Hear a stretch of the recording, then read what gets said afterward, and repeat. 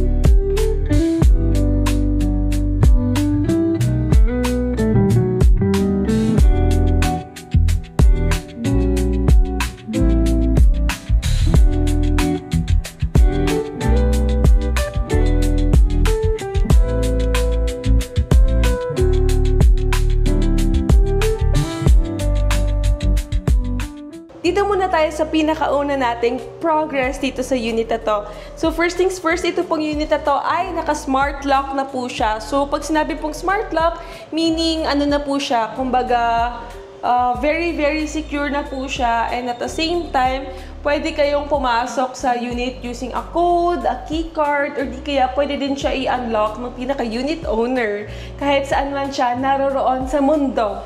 Ayun, so ito yung pinaka-smart lock natin. Oops! Ayan, so nandyan yung pinaka-smart lock natin. So, once na lumabas po kayo ng unit, automatic na naka-lock na din po talaga siya. Pagpasok po ng pinaka-guest natin, ayan, so ipapasok niya po yung pinaka-keycard dito. Ayan, so once na napasok na niya yung keycard dito, automatic na mag-on lahat ng electrical dito sa unit na ito. So, that's also one of the features that I absolutely love the most. Kasi not only it is eco-friendly, ayan, at the same time, it's also economical. So, it also saves electricity dito sa unit. So, punta naman tayo dito sa kitchen. Ito na po yung itsura ng kitchen dito sa Lush. So, as you can see over here, baby blue yung color ng ating pinaka-overhead cabinets, and super cute and super unique siya at super lamig sa mata, which I really love. And it is also very unique. So I haven't seen an Airbnb na ganito yung itsura ng overhead cabinet niya. And then over here naman, makikita nyo is, meron na din tayo dyang blue backsplash, which is really cute. Ayan. And then ito na yung ating pinaka-kitchen counter. So, niretain lang din natin yung pinaka-original niya na kitchen counter. So, as you can see, para siyang from light to medium to dark. So, maganda yung pinaka-gradient niya. So, next naman is punta naman tayo sa ating pinaka-living area. So, ito na po. Ito yung itsura ng ating pinaka-TV wall. So, dito namin i-mount yung TV. And then, meron din tayo ditong pinaka-TV mount. So, ang pinaka-gusto ko sa TV mount na to is super aesthetic siya. So, as you can see, ayan, curve yung pinaka-design nyo over here. And then, dito, pwedeng ilagay nyo yung mga laptop, ganyan, yung mga gamit nyo and essential. So, pwedeng dyan nyo siya ilagay. And then, pag slide natin siya dito, meron na siyang pinaka-shelves. So, So, pwedeng dito nyo ilagay yung, for example, TV guide, guidebook, remote, ganyan. So, pwede nyo siya dyan ilagay. So, it's very aesthetic and it's actually designed and built by FNF Design and Build. Yeah, so, yun yung ating one of our services. And then, next is, na-install na din yung ating pinaka-ceiling fan over here. Ayan, so it's actually very nice and kahit nandito lang ako, ang hangin niya. Yes. And then, next is, ito naman is, nagawa na din yung pinaka-bed. So, this one is also Design and Build by FNF Design and Build. Ayan. So, medyo redundant siya sabihin, but it is Design and Build by yours truly. Ayan. So, yours truly, parang ako gumawa. It is Design and Build by FNF Design and Build. So, ito siya. It's actually a queen-size bed and super sturdy siya. Kasi yung ginamit naming material dito is yung same na ginagamit sa pinaka-modular cabinet. So, it's really super tibay talaga siya and solid na solid. Ayun. And then, next is, ito na. Meron na din tayo ditong pinaka-cabinet. Ayan. So, ito yung pinaka-takip niya. So, curved siya. And then, dito sa gitna ng curve is meron din tayo dyang pinaka parang ganyan-ganyan, na same dun sa pinaka-TV mount. So, pa-curve din yung ating pinaka-ilalagay na design over here, which is also I'm super excited about. So, siniseta din siya dito. And then, over here is, na-install na din yung ating pinaka-ceiling light, which is also very, very cute. And then, dito, meron din tayong pinaka-abstract wall. Ayan. So, it's also very nice and it looks very playful. So, yung pinaka-goal namin sa unit na to is to make it very colorful and also very unique and Instagrammable. Yes. So, next is punta naman tayo sa CR.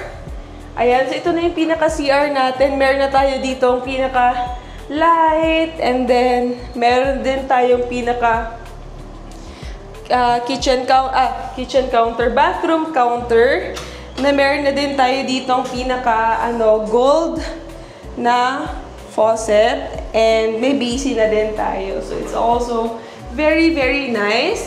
And then, na-mount na din dito yung ating water heater. Ayun. So, ngayon, dumating na yung ating mga kasama para sila naman ay dadalhin na nila yung mga appliances dito. So, I'm super, super excited sa lahat ng mga nangyayari dito sa unit na ito.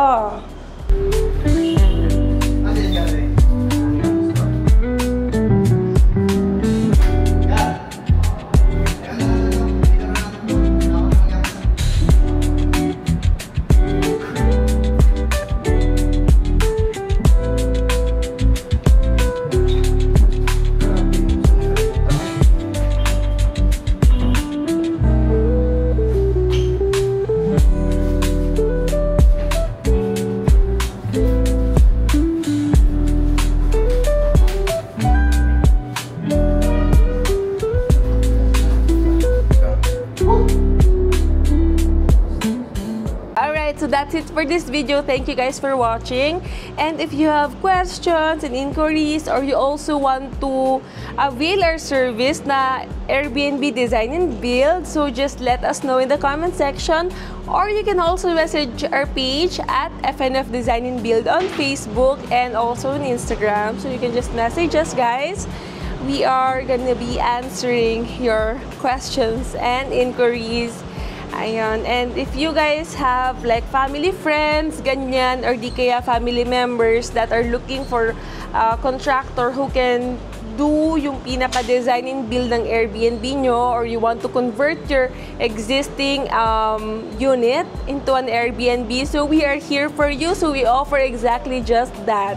So kami po sa FNF Design and Build, kami po yung pinaka nag-decorate, nag-design and build ng units. Meanwhile, meron din po tayong pinaka-partner na property management services kung saan sila naman yung pinaka nag-manage ng property. So that one is Rise Up Property Management Services.